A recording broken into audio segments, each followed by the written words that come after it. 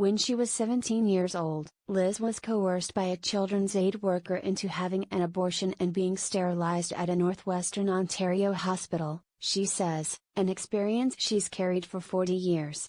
It was a matter of me almost being cornered, if you will, by my worker at the time saying, "You better have an abortion because if you don't, either way, we are going to take that child from you," Liz says. New research shows the forced sterilization of Indigenous women is not just a shameful part of Canadian history. Reports from Alberta, Saskatchewan, Manitoba, Ontario and the Territories suggest it is still happening. Tubal ligations carried out on unwilling Indigenous women is one of the most heinous practices in healthcare happening across Canada, says Yvonne Boyer, a Métis lawyer and former nurse who is now a senator for Ontario. She was first contacted by Liz, who asked not to have her last name published, so she could talk freely about something so personal, in 2017 after a news story detailed research Boyer produced with Métis physician and researcher Dr. Judith Bartlett. Their report detailed how Indigenous women were coerced into tubal ligations, the severing, burning or tying of the fallopian tubes that carry eggs from the ovaries to the uterus, after childbirth in the Saskatoon Health Region.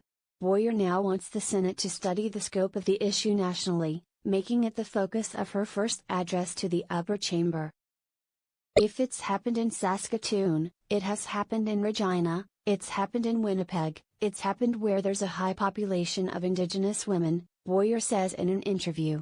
I've had many women contact me from across the country and ask me for help. Some Indigenous women interviewed for the report also felt pushed into signing consent forms for the procedures while they were in active labor or on operating tables, Boyer says, noting a class action lawsuit against the Saskatoon Health Region was launched in 2017 by two of the affected women.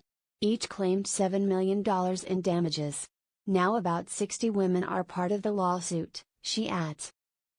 If there are 60 women just in the Saskatoon area, there are many more that haven't come forward in that area and there are many more that wanted to come forward but were too traumatized to, Boyer says.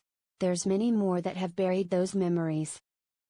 Elisa Lombard, an associate with Maurice Law, a firm leading the proposed class action, says women from outside Saskatoon Health Region have also reported being sterilized without proper and informed consent. She says she's heard from others in Saskatchewan as well as Manitoba, Ontario, and Alberta. Records and research show the practice was prevalent in the Northwest Territories and Nunavut as well, she adds. Lombard says her firm will raise the issue of coerced sterilizations of Indigenous women at the UN Committee Against Torture this month.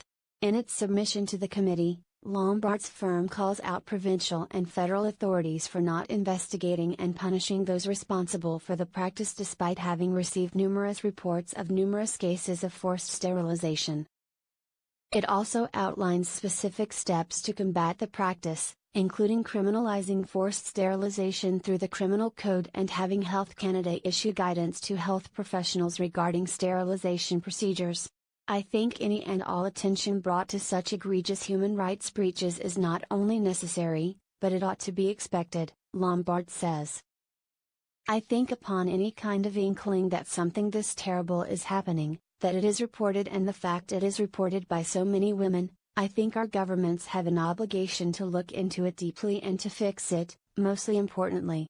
Canada must ensure the practice stops, says Indigenous Services Minister Jane Philpott, with policies, education and awareness raising.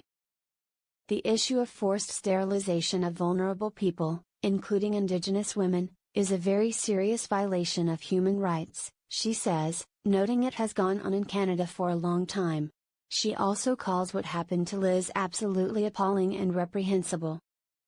The story that you're telling where not only was apprehension being threatened, that she was forced into not only giving up the baby she was carrying but give up her future unborn children, is frankly a horrifying concept, Philpott says. Liz remains haunted by what has stolen from her. Sometimes she hears her baby in her sleep. I've had a few dreams, where you could hear a baby crying or you could have a sense of a baby, she says. The first time I had it I didn't know if it was a boy or a girl. And then another time I had it, it was a boy. She says it took years before she understood that what happened wasn't her fault. You say to yourself, I deserve this is my sacrifice, this is my cross to bear,